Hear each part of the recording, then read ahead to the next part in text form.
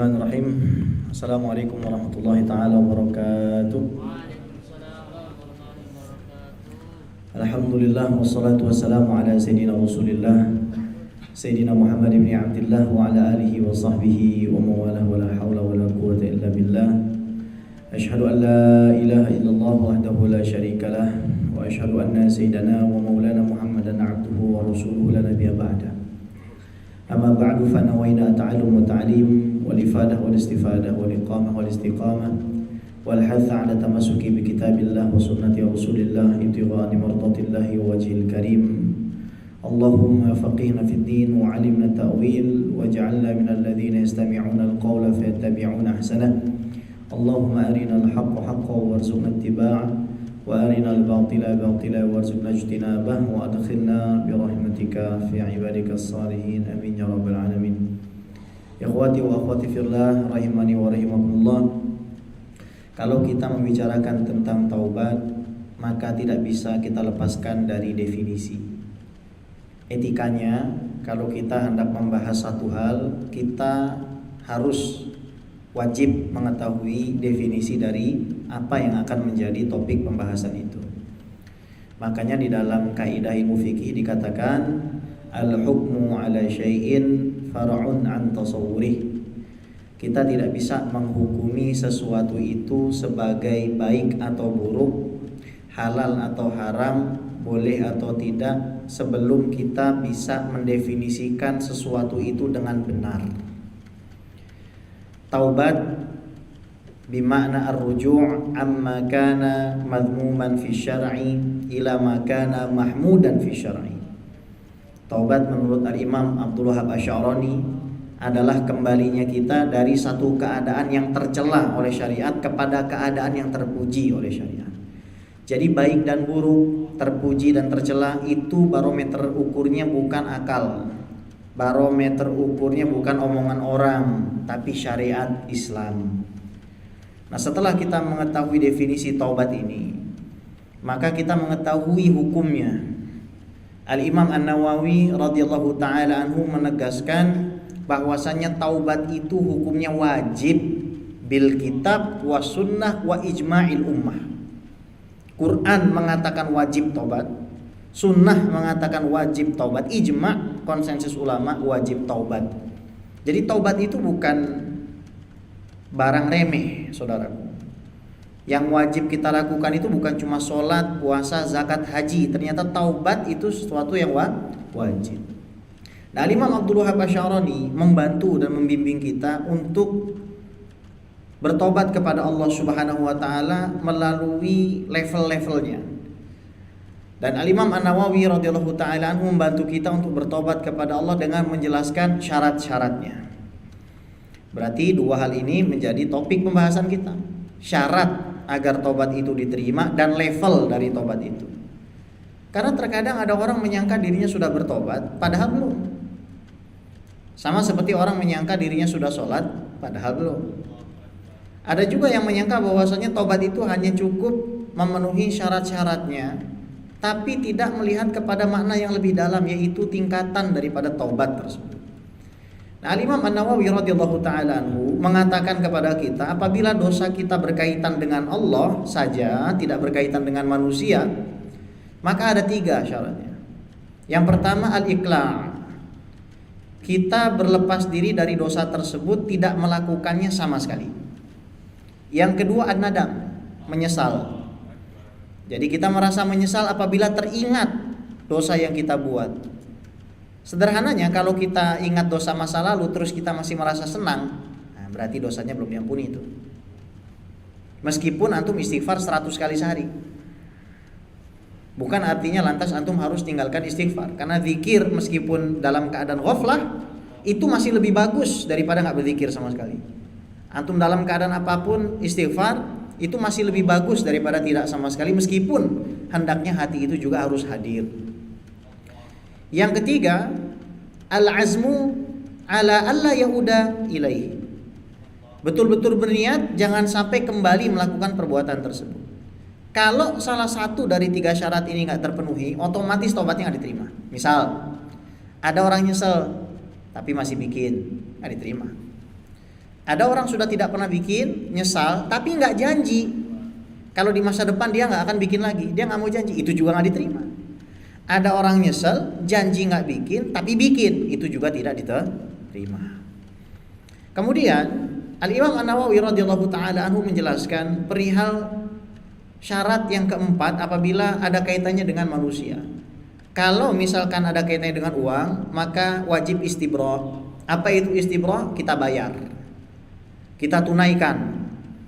Serem hadis Nabi Muhammad SAW, yughfaru li syahidi kullu dzambin ila dain.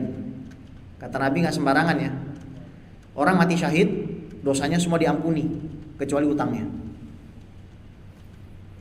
Dikatakan orang mati syahid itu seperti apa? Syahid artinya rohnya itu lebih dahulu masuk ke dalam surga. Dan kriteria syahid yang masuk ke dalam surga ini minimal ada dua. Yang pertama berperang di jalan Allah dan karena Allah. Yang kedua mati dalam situasi kondisi yang memang dikasih ajru syahid. Seperti ibu yang sedang melahirkan meninggal, syahid. Mati tenggelam terbakar, syahid. Mati keracunan, syahid. Nah kan tapi kalau punya hutang tak bisa. Maka kita telusuri coba di dalam hidup ini, jangan-jangan pernah ada orang yang ada kaitannya, mungkin abang cilok, abang cilor, abang cimol, barang 100 perak, 200 perak, kita jangan-jangan lupa bayar, habis sudah. Tapi jangan juga jadi dendeman. Misalkan ada kawan lupa bayar waktu itu di warteg di belakang sini atau di Surya lupa bayar. Habis itu kita bayarin, biarin aja lah gue bayarin, ntar di akhirat gue tagih. Itu juga nggak benar. Niatnya udah gak bener itu kalau model begitu, nyusahin orang. Jadi 4 ini harus kita pegang. Sekarang kita telisik dosa-dosa kita itu. Nah, biasanya orang tuh hanya mencukupkan membahas taubat sampai di sini saja. Kemudian menukilkan dalil dari Al-Quran dan hadis. Tentu saja sangat banyak sekali. Tapi karena waktu kita singkat, saya hendak membahas tentang level dari taubat yang harus kita betul-betul kuasai. Supaya apa? Supaya kita bisa sedikit demi sedikit naik ke tahapan yang lebih baik. Supaya kita bisa menelisik di dalam batin kita, jangan-jangan ada dosa yang lupa kita tobati. Tahapan pertama orang yang mau bertobat kepada Allah Subhanahu wa taala adalah at-taubah minal kabair. Taubat dari dosa besar. Dia harus bertobat kepada Allah Subhanahu wa taala dari dosa besar. Dosa besar ini banyak. Al-Imam Adz-Dzahabi dalam Al-Kabair menuliskan 70 lebih dosa besar. Sebagian ulama menuliskan 50 dosa besar. Sangat banyak sekali. Akan tetapi kita coba untuk mengiktisar, meringkas. Sebagaimana Nabi Muhammad SAW bersabda, ijtanibu sab'al mubiqat. Jauhilah olehmu 7 dosa besar yang membinasakan. Yang pertama adalah asyirku billah, syirik kepada Allah. Syirik ini panjang pembahasannya, nggak sederhana, nggak sedikit. Di dalam kitab Syarhul Muqaddimat yang ditulis oleh Al-Imam As-Sanusi, beliau membagi syirik jadi 6. 4 kafir, 2 fasik. 4 kafir, 2 fasik. Syirik apa yang bisa menyebabkan kafir? Yang pertama syirkul istiqlal. Istiqlal artinya apa Pak? Kemerdekaan. Apa sih korelasinya istiqlal dengan syirik? Syirkul istiqlal artinya kita meyakini bahwasanya ada entitas atau wujud selain Allah Subhanahu wa taala dengan kemampuan yang sama atau bisa mengintervensi Allah. Kasyirkil majus. Seperti syiriknya orang majusi. Orang majusi itu meyakini ada Tuhan 2. Yang pertama namanya Ahura Mazda, the infinite light, yang punya mobil Mazda. Nah, itu Tuhannya orang majusi itu.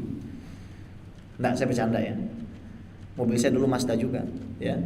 Cuma sebelum saya tahu kalau itu Tuhannya, nah ini perusahaan Mazda nanti marah nanti sama saya, ya. The infinite light, cahaya. Kemudian yang kedua Ahruman, the infinite darkness. Jadi kegelapan yang gak akan pernah habis. Ini nggak masuk akal dan nggak diterima oleh syariat. Dalilnya mana? Pertama dari dalil nakli. Laukana fihi ma alihatun la fasadata. Kalau di langit dan bumi ini ada entitas yang berkuasa selain Allah, pasti rusak. Misal Tuhan A mau menciptakan saya dalam keadaan tingginya 160. Tuhan B maunya 180. Ini mustahil. Bagaimana mungkin unstoppable force meets immovable object? Nggak mungkin sesuatu yang nggak bisa dihentikan ketemu dengan sesuatu yang nggak bisa digerakkan. Itu tidak mungkin terjadi. Makanya dinafikan oleh Al-Quran, dinafikan oleh akal sehat. Di dalam rumah tangga kalau ada dua suami, ribut sudah pasti.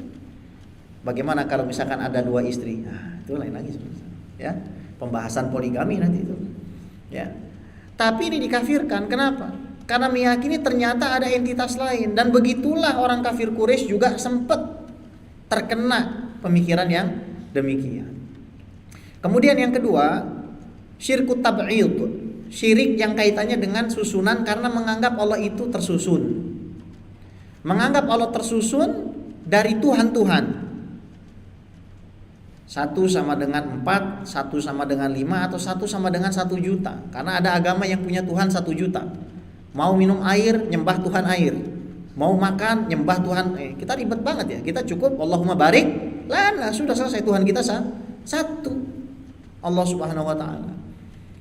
Kenapa kok syirik susunan ini dikatakan kufur? Ya karena menganggap Allah itu memang tersusun-susun dari Tuhan-Tuhan. Waktu saya di Australia, kita bikin the first national open mosque. Jadi masjid pertama kali kita buka. Kita bikin itu tahun 2014 di Islamic Center of Newcastle di situ. Kita buka the first national open mosque, orang pada datang situ. Ada orang Yahudi, ada orang Hindu, ada orang Buddha, Lord Mayor kita undang juga di situ. Dan dia makan sate, dia bilang dia suka sate, wali kotanya Newcastle itu. Kemudian ada yang tanya gitu, anak muda dari teman-teman yang beragama Kristen gitu. What is the difference between Jesus in Islam and Jesus in Christianity? Apa bedanya? Yesus di dalam agama Islam dan Yesus di dalam agama Kristen. Karena dia tanya, saya jawab. We have agreed upon that Jesus is mixture of parts. Kita semua sama-sama meyakini kalau Yesus itu tersusun, betul ya. Darah membutuhkan daging, daging membutuhkan tulang, tulang membutuhkan kulit. Something in need can never be a God. Sesuatu yang membutuhkan tidak mungkin jadi Tuhan. Taubatnya gimana? Ya masuk Islam. Taubatnya orang yang di luar Islam ya masuk Islam gitu ya. Tapi saya timpali, itu adalah lakum dinukum waliyadin. This is my religion and that is your religion. Nah, di situ kita bisa paham kenapa kok sampai ada orang itu kafir gara-gara menganggap Allah itu tersusun. Karena tidak bersepakat dengan Al-Quran, tidak bersepakat juga dengan akal sehat. Yang ketiga, syirkut taklid, syirik karena ngikuti agama nenek moyang. Di zaman dulu itu ada yang nyembah pokok pohon, ada yang nyembah, sampai zaman sekarang masih ada di kampung-kampung. Saya punya kawan di kampungnya masih aja ada yang ngasih sajen, ditaruh di ujung-ujung rumah, kadang-kadang ayam bakar. Sayang banget gitu kan, mendingan buat pegawai sini. Akhirnya gak usah pergi ke belakang, kita makan sama-sama. Nah, kan sayang-sayang gitu. Masih ada aja orang yang seperti itu. Nah itu kalau sampai masuk ke dalam yang pertama atau kedua, atau meyakini ada sesuatu yang memang bisa mengintervensi keputusan Allah, ya sudah syirik jatuhnya. Makanya kita diajarkan oleh Nabi SAW, ya gulam, ini u'allimuka kalimat, ihfadillah yahfadka, wahfadillah tajidhu tujahaka, wa idha sa'alta fas'alillah, wa idha sta'anta fasta'in billah. Nah, tolong kamu pegang ini prinsip hidup. Kalau misalkan kamu itu meminta, mintalah hanya kepada Allah. Kalau misalkan kamu minta tolonglah hanya kepada Allah. Wa alam annal ummata law ijtama'at ala ayyan fa'uka bi syai'in la yanfa'uka bi syai'in illa ma qad kataballahu lak. Umat ini, makhluk ini, semua kalau berkumpul untuk ngasih kamu manfaat, enggak bisa ngasih kamu manfaat kecuali Allah yang sudah kasih izin. Wa alam annal ummat law ijtama'u ala ayyadurruka bi syai'in la yadurruka bi syai'in illa ma qad kataballahu 'alaik. Rufi'atil aqlam wa jaffatis suhuf. Sebanyak-banyak orang mau mencelakakan kita, kalau Allah nggak kasih izin, nggak akan bisa terjadi. Pena sudah diangkat, tinta sudah kering, mau apa lagi? Syirik yang keempat, syirkut taklid, syirkut takrib, syirik karena menyangka ada zat yang bisa mendekatkan seseorang itu kepada Allah. Seperti syiriknya orang-orang kafir Quraisy. Ma na'buduhum illa liyuqarribuna ilallahi zulfa. Kami tidaklah menyembah berhala ini melainkan supaya mendekatkan kami kepada Allah. Nggak ada yang bisa deketin antum kepada Allah melainkan atas izin Allah. Jadi di sini mereka mengatakan bahwasanya ada zat yang bisa mengintervensi. Kalau tidak pakai menyembah berhala yang ada di sekitar Ka'bah, maka tidak akan bisa diterima oleh Allah SWT. Padahal mereka itu bohong. Mereka tidak beriman kepada Allah SWT. Makanya ada orang membagi tauhid jadi tauhid uluhiyah, tauhid rububiyah. Ini pembagian yang kurang pas. Pertama, tauhid uluhiyah, rububiyah, asma wa sifat. Ini pembagian at-taqsim alladzi la yu'raf mundu ahdi Nabi sallallahu alaihi wasallam hatta jaa Ibnu Taimiyah. Dari zaman Nabi sampai zaman Ibnu Taimiyah enggak ada yang membagi tauhid seperti itu. Baru zaman Ibnu Taimiyah baru ada yang membagi tauhid menjadi tauhid uluhiyah dan rububiyah. Apa itu tauhid uluhiyah dan rububiyah menurut Ibnu Taimiyah? Menurut beliau, orang kafir Quraisy itu bertauhid rububiyah, mengakui Allah sebagai pencipta alam, tapi tidak bertauhid uluhiyah. Tidak menyembah hanya Allah. Ini nggak mungkin terjadi. Tidaklah seseorang itu menyembah Allah Subhanahu wa taala melainkan karena dia mengetahui Allah itu pencipta langit dan bumi. Jadi dengan pembagian ini hampir-hampir saja banyak orang dikafirkan dan disyirikan gara-gara bertawasul. Lantas apa bedanya tawasul itu? Sampai dihukumi syirik. Itu hukum yang salah. Tawasul itu berpegang kepada 4 pokok prinsip sebagaimana disampaikan oleh Abu Yazid Muhammad bin Alawi bin Abbas Al-Maliki. Yang pertama, tawasul itu ahadu turukid doa. Tawasul itu cuma salah satu cara berdoa. Cuma salah satu cara berdoa. Seandainya orang gak bertawasul, diterima juga doanya. Cuma salah satu cara saja. Bukan wajib orang bertawasul itu. Kemudian yang kedua, al-mutawassal bihi mahbuban indallah. Yang dijadikan wasilah dicintai oleh Allah. Hajar Aswad dicintai.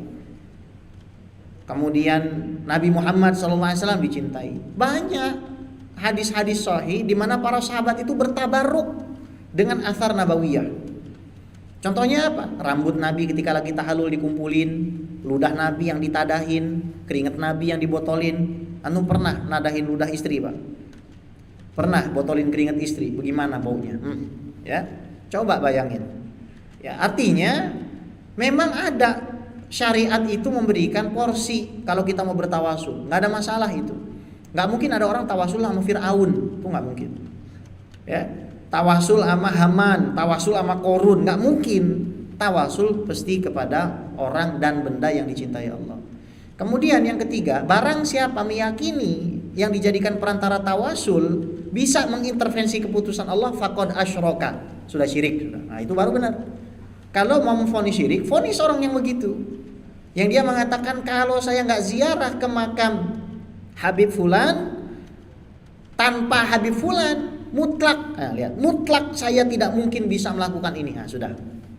Tapi kalau misalkan saya ziarah ke Habib Fulan karena Nabi memerintahkan itu, karena para sahabat melakukan itu, karena para tabi'in melakukan itu, sebagai salah satu ikhtiar saya supaya doa saya diijabah dan Allah sendiri yang mengijabah, maka boleh. Yang keempat, tawasul itu lebih utama pakai amal soleh. Karena ini tawasul al-muttafaq alaih, tawasul yang disepakati.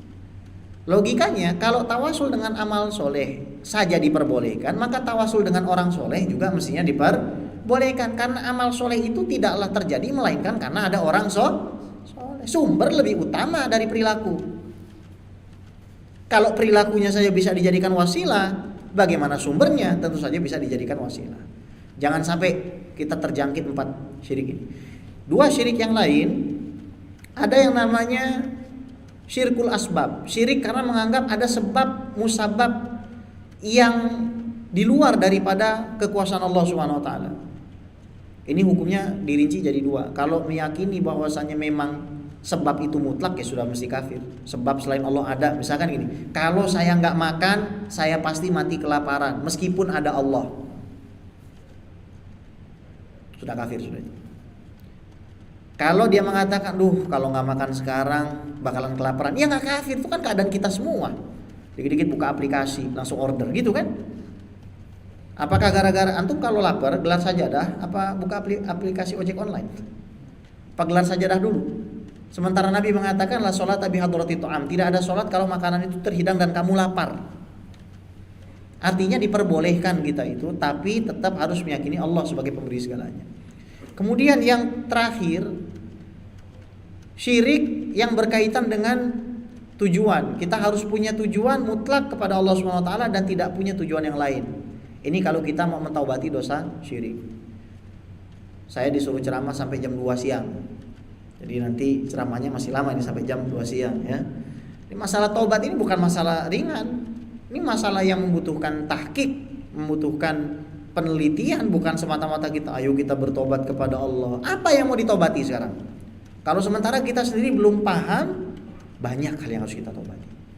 Asyirku billah, thumma asihru, sihir, wa qatlu nafsil lati haramallahu illa bil haq, membunuh nyawa yang tidak berdosa, wa aklu riba, memakan riba, wa aklu malil yatim, memakan harta anak yatim, wa tawalli yaumaz zahaf, kabur dari perang, wa qaful muhsanatil mu'minatil ghafilat, memfitnah wanita baik-baik berzina. Itu 7 itu. Kudu kita tobatin.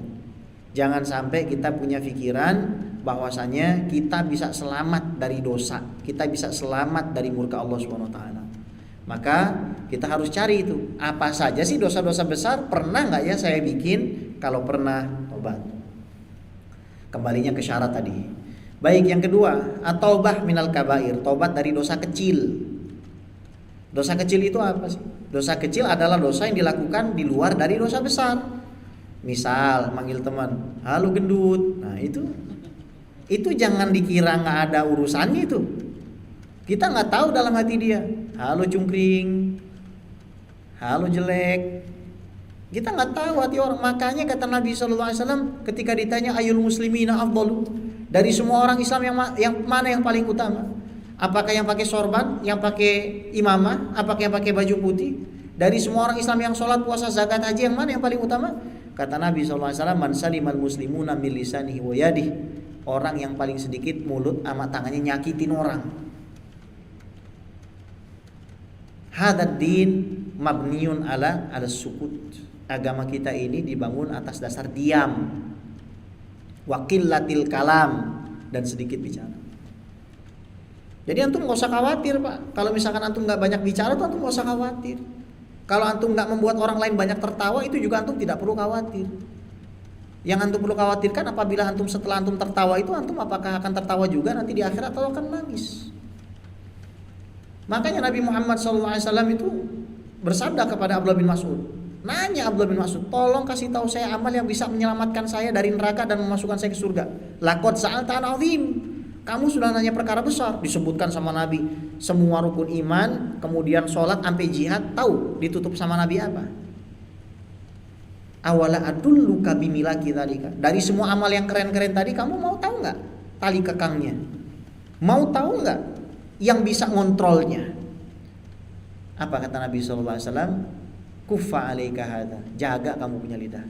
Amsik alaika lisanak, jaga kamu punya lisan. Orang yang bisa jaga lidahnya, sholatnya benar. Orang yang bisa jaga lidahnya, puasanya benar. Orang yang bisa jaga lidahnya, ibadahnya benar. Tapi orang yang kelihatannya ibadahnya bagus, lidahnya nggak dijaga, fawailul lil musallin. Karena dalam hadis qudsi Allah berfirman, laisa kullu musallin yusolli. Tidak setiap orang yang sholat itu sholat. Itu tobat dari dosa kecil. Gimana cara kita tobat dari dosa kecil? Setiap hari kita bikin 5 kali wudu minimal. Kedua, bagaimana caranya selain istighfar? Baca sholawat kepada Nabi Muhammad Sallallahu Alaihi Wasallam. Yang ketiga, at-taubah minal makruhat, taubat dari barang makruh. Barang makruh ini ada larangannya di dalam syarak, tapi tidak sampai derajat haram. Ada larangannya, ada teksnya, itu makruh, tapi tidak sampai derajat haram. Contoh, Nabi Muhammad SAW seumur-umur nggak pernah makan bawang mentah. Kalau kita makan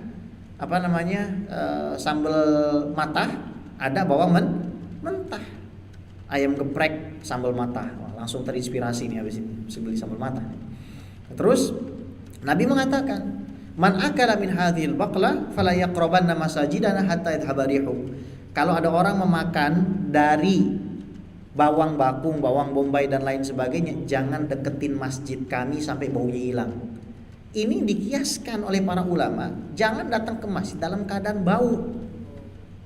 Baik rambut bau, baik hidung bau, baik mulut bau, tangan bau, atau membawa sesuatu yang bau ke dalam masjid. Itu kejadian sama saya tuh di Bintaro. Kebetulan ada orang samping saya, tingginya pas banget itu, dia punya saluran mulut pas banget samping hidung saya. Begitu imam sudah Allahu Akbar, wih, itu bau bawang bombaynya itu luar biasa. Gak khusyuk sholatnya.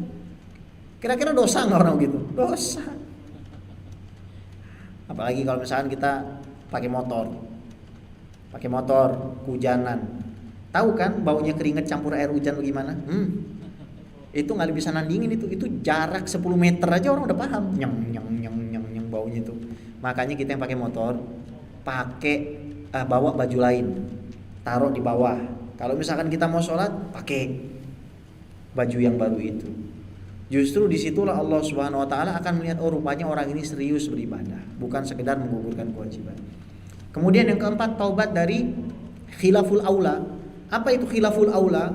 Khilaful aula itu sesuatu yang tidak disebutkan larangannya secara khusus dan tertulis di dalam syariat, akan tetapi dipahami dari meninggalkan sesuatu yang sebenarnya bisa lebih utama dilakukan. Contoh, meninggalkan sholat duha. Nabi itu gak pernah ninggalin sholat duha. Salah satu sholat yang betul-betul dipegang sama Nabi Muhammad SAW. Dalam sebuah riwayat dikatakan begitu. Artinya kalau ada orang, kita ini mau taubat bukan dengan cuma merubah penampilan, bukan dengan hanya merubah tampilan casingnya saja. Karena betapa banyak casing yang bagus tapi menipu. Betapa banyak casing yang tidak bagus tapi hatinya adalah emas. Bukankah itu yang diajarkan kehidupan kepada kita? Betapa sering kita menemukan orang-orang yang secara casing luar biasa, namun secara muamalah itu kurang. Makanya manusia itu seperti gula dan garam. Kalau kita lihat sama-sama putih, kita hanya akan tahu pada saat kita sudah mencobanya, mana yang manis dan mana yang asin. Kemudian selanjutnya yang keenam, at-taubah min rayatin annahu qasadaqa fi taubati. Taubat dari ngerasa taubatnya sudah benar. Taubat dari merasa taubatnya sudah benar. Istighfaruna yahtaju ila istighfar. Istighfar kita butuh diistighfari. Itulah istighfar yang tidak henti-henti. Kemudian yang ketujuh, karena ada 8, at-taubah an kulli khatirin yahturu lahu amma la yurdillah. Taubat dari pemikiran yang tidak diridhoi Allah. Mikir doang taubat. Coba bayangin, kalau ada orang memikirkan sesuatu yang diharamkan oleh Allah, kemudian dia tidak merasa menyesal karena hal tersebut dia lakukan, dia fikirkan, maka lama-kelamaan akan menganggap satu hal itu biasa, menganggap hal itu bukan satu hal yang penting bagi dirinya, menganggap pemikirannya terhadap sesuatu yang diharamkan oleh Allah itu ya biasa saja. Misal, wah ini teman kantor cakep juga nih, wah boleh deh nanti gua anterin pulang. Mikir doang, gak dilakuin, tobat. Nanti dia bilang, kan cuma mikir doang. Iya, awal-awal tuh dari pikiran, lama-lama ke perbuatan. Nah yang terakhir ini taubatnya para aulia. At-taubah an ghaflatin tarfat ain. Taubat dari lupa mengingat Allah sekejap mata. Jadi lupa taubat itu dianggap dosa.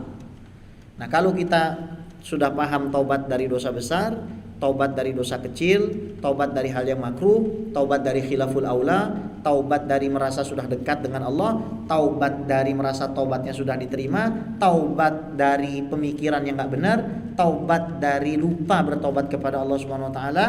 Maka saya tutup dengan perkataan yang sangat indah dari Al-Imam Ibnu Athaillah As-Sakandari, "Idza fataha lakal wijhah minat ta'arrufi fala tubali ma'ha in qalla 'amaluk." Kalau Allah sudah membukakan satu jalan bagi dirimu untuk bertobat, maka jangan kamu pedulikan amalanmu yang masih sedikit.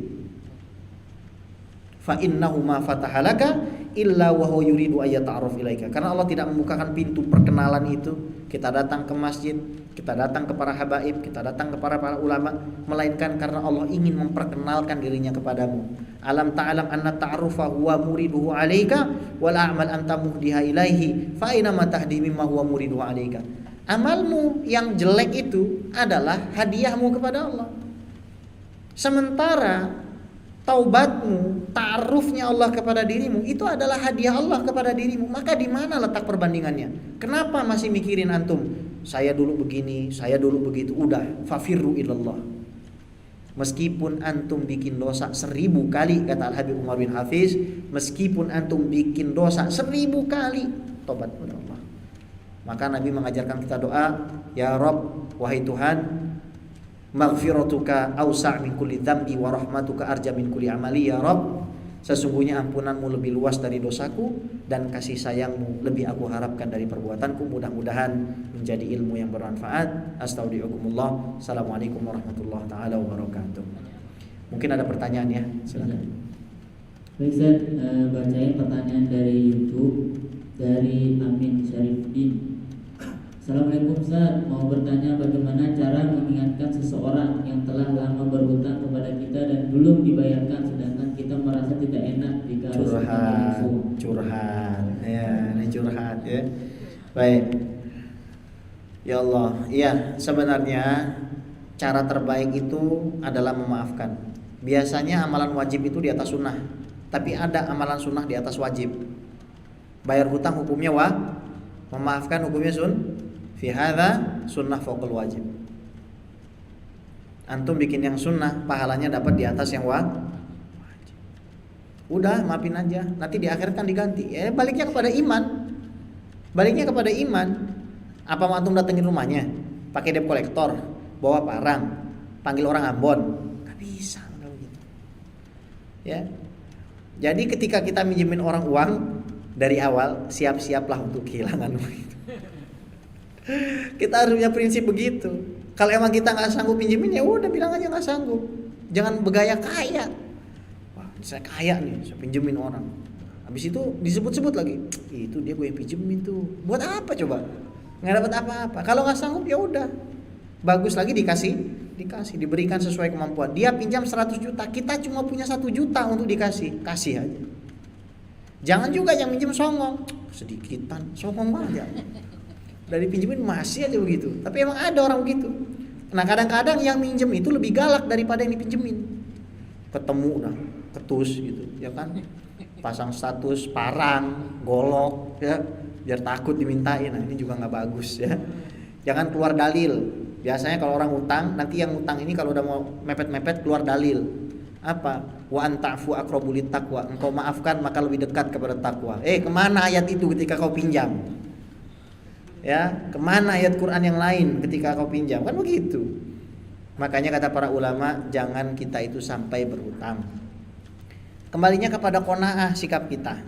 Kalau kita terima semua yang Allah kasih, ya udah, emang begini jatah kita kok, mau ngapain lagi sih? Misalkan kita seumur hidup harus ngontrak rumah, ya that's it. Tapi nanti di akhirat, possibly kita lebih dekat sama Rasul dari yang kaya. Orang yang cuma punya panci satu sama yang punya pabrik panci, kira-kira hisapnya banyakan yang mana itu? Nyantai aja, Allah itu nggak tidur, Allah tahu, udah presisi lah perhitungannya itu Allah tuh. Ya, kira-kira begitulah ya. Jadi mohon maaf kalau nggak memuaskan gitu. Ya.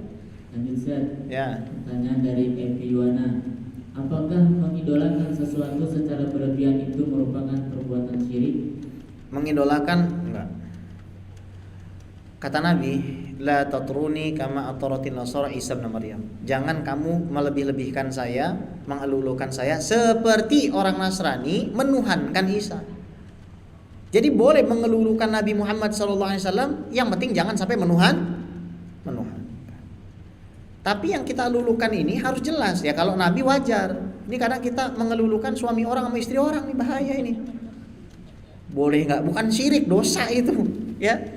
Jadi kalau kita sampai menyembah, nah itu baru. Menyembah itu apa sih? Mutlaqul khudu wal inqiyad. Kita mutlak pasrah sama zat tersebut. Itu nggak terjadi pada orang Islam.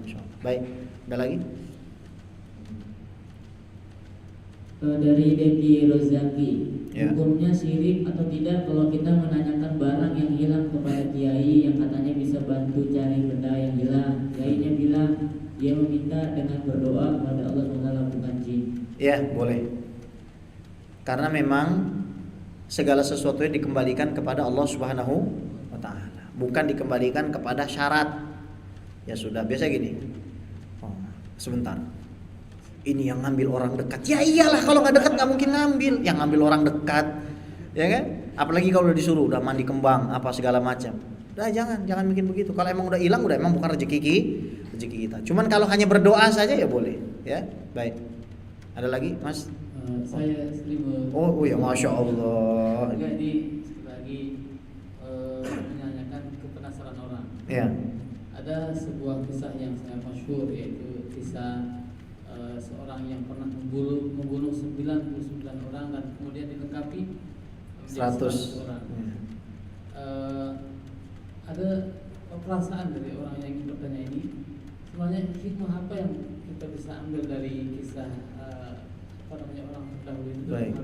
Jazakallah. Banyak banget ini. Ya, baik. Yang kedua adalah ada orang yang merasa dirinya belum bertobat terus gitu. Ya. Artinya gimana caranya menanamkan supaya dia benar-benar merasa bertobat kepada Allah, dan ada nggak tips tersendiri untuk kita bertobat dengan benar? Baik, jazakallahu khair Ustaz Harfan. Cara paling gampang dapat pahala di kajian tuh nanya meskipun udah tahu. Nanya meskipun udah tahu. Kenapa? Karena nanti ustadznya dia akan jawab, jamaahnya dengar. Pinter banget ente dapat pahala. Ya kan? Pertama, hadis itu memang hadis nomor 3 dalam bab taubat dalam kitab Riyadhus Shalihin, itu hadis yang disebutkan oleh Ustazna Harfanuddin tadi barusan. Jadi hadis itu tuh Allah menunjukkan bahwasanya saya yang pegang kuasa, itu nggak pegang apa-apa. Ada seorang yang bikin dosa luar biasa, bunuh sampai 100 orang, mau tobat, hijrah ke satu tempat, niatnya dah benar. Jadi dia meninggal di tengah-tengah kampung tempat dia mau tobat, kampung tempat dia membunuh banyak orang. Turun malaikat azab dengan malaikat rahmat, berantem. Ini punya gua, enak aja dia udah bunuh 100 orang, ini punya gua, orang ditobat. Allah Subhanahu wa taala turunkan hakim. Turunkan seorang hakim untuk menghakimi antara dua orang itu, dua malaikat itu. Ya sudah, diukur saja. Kalau lebih dekat ke desa tempat dia bunuh, masukin dia neraka. Kalau lebih dekat ke tempat desa dia mau hijrah, masukin dia ke surga. Antum tahu nggak? Buminya dilipat, sehingga kampung tempat dia mau hijrah lebih dekat, dilipat sama Allah Subhanahu Wa Taala. Ini kaitannya dengan pertanyaan kedua. Harus yakin. Jangan sampai kayak iblis. Iblis itu dosa terbesarnya bukan sombong. Itu dosa nomor 2. Dosa terbesar iblis merasa kalau dosanya dia nggak mungkin diampuni Allah. Antum, mohon maaf kita jangan jadi iblis bagi orang lain. Jangan jadi iblis bagi orang lain. Jangan jadi iblis bagi diri kita sendiri. Jangan sampai kita memutus harap orang lain untuk pulang kepada Allah SWT. Apa hak kita untuk memutus harapan itu? Jangan sampai terjadi itu seperti itu. Jadi harus yakin Allah itu pasti akan ampunin sebesar apapun dosa. Di sini kan nggak pernah ada yang bunuh sampai 100 orang. Itu dikasih petunjuk 100 orang diampuni, diangkat ke surga. Maka umat Nabi Muhammad SAW insya Allah semuanya masuk surga. Bagi teman-teman yang hadir di sini, insya Allah semuanya ahli surga. Baik, saya kira udah ya. Lagi, ada tambahan lagi? Mantap, 2 lagi, mantap ya. Lanjut. Belum selesai. Ustaz, dari YouTube ada lagi yang nanya, Ustaz. Baik. Tobat dari hutang riba, Ustaz, yang pertama. Ya. Kemudian bagaimana hukum kerja riba saat ini? Baik, ini pertanyaan jebakan Batman. Pertama, tobat dari riba artinya kita tidak berkaitan dengan segala sesuatu yang bisa menanamkan harta syubhat di dalam harta kita. Kalau kita bicara soal bank, kita nggak bisa menghukumi bank. Yang bisa kita hukumi adalah bekerja di bank. Kalau kita menanyakan hukum bekerja di bank, transaksinya macam apa, model apa.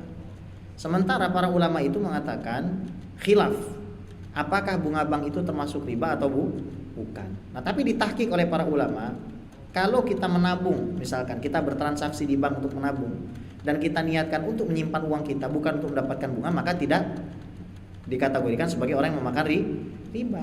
Dan kelebihan persentase itu kita keluarkan. Misalkan waktu kami di Australia dipakai buat beli tisu toilet. Harta umat kan jutaan dolar, ya kan?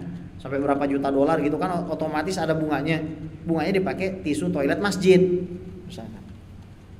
Nah sekarang ini makanya ada paradigma berpikir baru, yaitu paradigma bank syariah. Sebenarnya bank konvensional sama bank syariah itu bedanya di akad.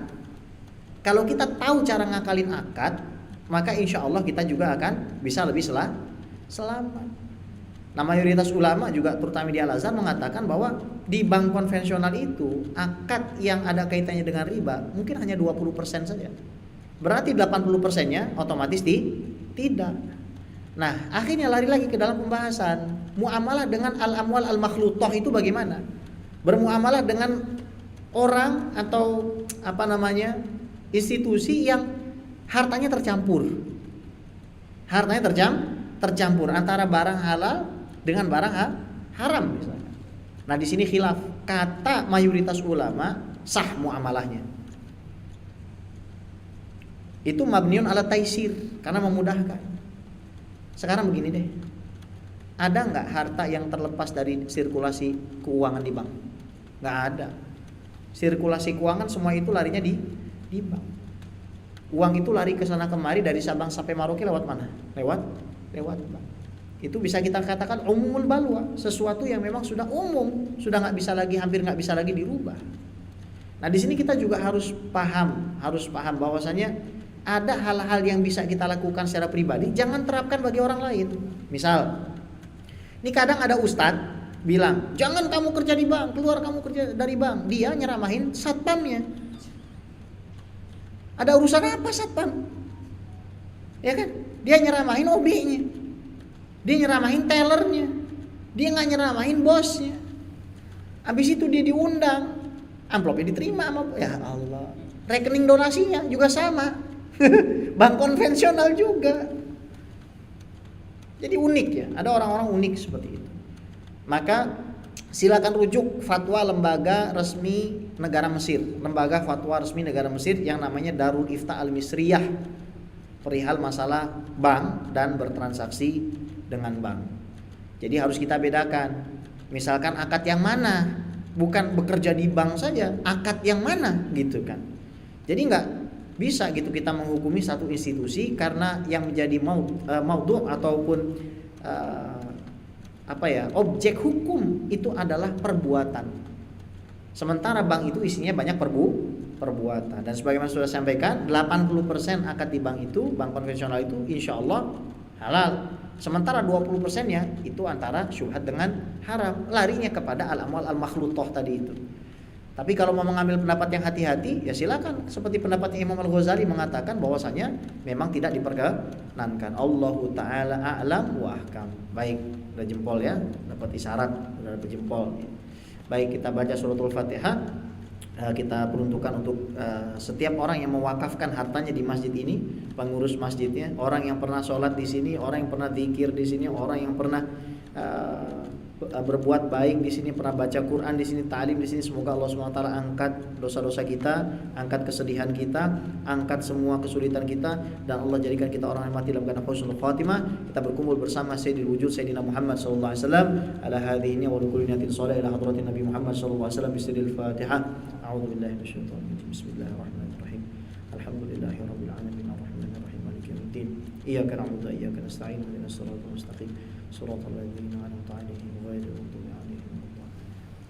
Baik, kurang lebihnya saya mohon maaf, kepada Allah saya mohon ampun. Astagfirullah. Assalamualaikum warahmatullahi taala wabarakatuh. Waalaikumsalam.